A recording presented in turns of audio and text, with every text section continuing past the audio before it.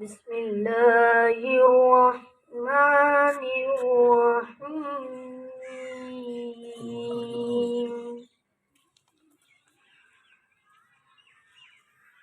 والضحى والليل إذا سجى ما ودعك ربك وما قلى والضحى والليل إذا سجى ما ودعك ربك وما قلى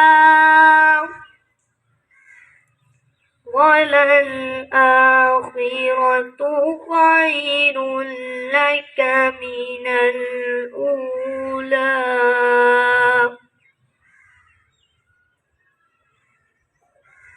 ولسوف يعطيك ربك فترضى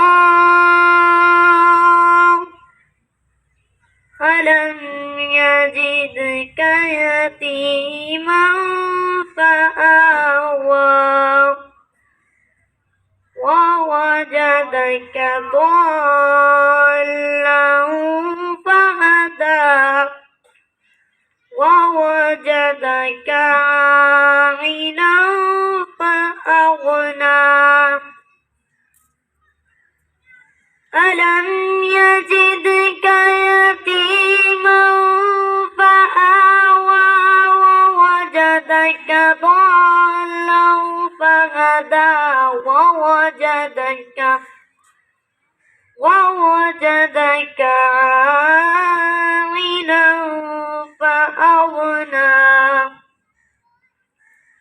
فأما اليتيم فلا تقهر وأما السائل فلا تنهر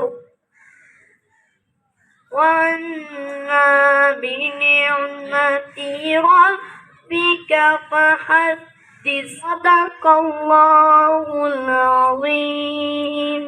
آج کے دور میں ہم نے نبی اکرم صلی اللہ علیہ وآلہ وسلم کی تعلیمات کو بھلا دیا ہے۔ یہ تو ہم کہتے ہیں کہ نبی اکرم صلی اللہ علیہ وآلہ وسلم کی آمد میں خوشی منانی چاہیے، لیکن اصل خوشی یہ ہے کہ ہم نبی اکرم صلی اللہ علیہ وآلہ وسلم کی تعلیمات پر عمل کریں۔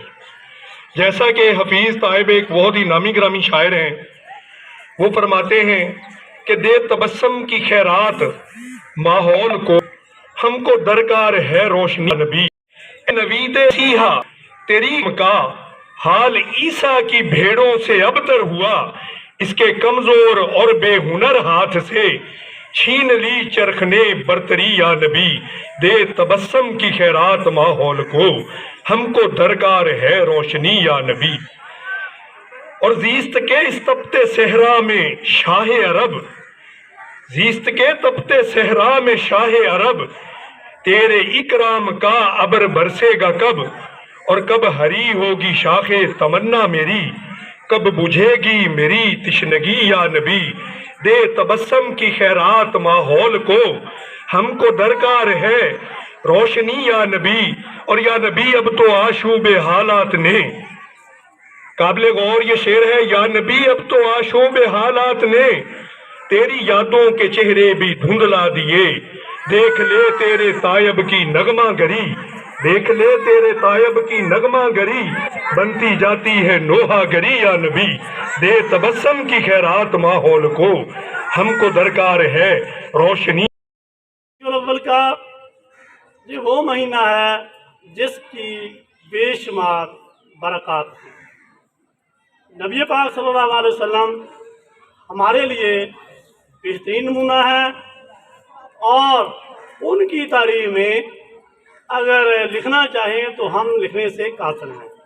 تمام دریا سمندر سیاہی بن جائیں، تمام درخت جو ہے جو قلم بن جائیں، تو ہم ان کی تعریف نہیں لکھ سکتے۔ زندگی کے میں ہم دیکھیں عبادات میں، معاملات میں، اخلاقیات میں ان کی زندگی کی مثالیں جو ہیں بڑی بڑی ہیں، اور ہمیں چاہیے کہ ان کی تعلیمات پر عمل کریں۔ حتیٰ کہ جانور بھی اس دور کے انسان کے ظلم کا نشانہ بنا ہوا تھا۔ جناب صدر اس اندھیرے کو ختم کرنے کے لیے نور مجسم تشریف لائے، جہالت کے اندھیرے کو مٹانے کے لیے معلم اعظم تشریف لائے، غریبوں کے لیے ایمان کی دولت لے کر تشریف لائے، منافقت کو مٹانے کے لیے صادق تشریف لائے، شراب کو ختم کرنے کے لیے آب حیات لے کر تشریف لائے، ماں بہن اور بیٹی کے لیے عزت و ناموس لے کر تشریف لائے، غلاموں کے آقا بن کر تشریف لائے۔ آپ صلی اللہ علیہ وآلہ وسلم کی آمد سے اس اندھیری دنیا میں نور ہی نور بکھر گیا، عرشیں جھوم اٹھی، پہاڑ اور اشجار سب آپ کے احترام میں سر تسلیم خم ہو گئے۔ حضور صلی اللہ علیہ وآلہ وسلم ہر انسان کے لیے پیغام نجات لے کر تشریف لائے، بنی نوع انسان کے لیے رحمت بن کر آئے۔ آپ وہی نبی ہیں جن کا امتی ہونے کی خواہش تمام انبیاء نے کی تھی۔ ہم کتنے خوش نصیب ہیں کہ ہمیں اس آقا نامدار کی غلامی نصیب ہوئی جن کی خواہش ہر نبی کو تھی۔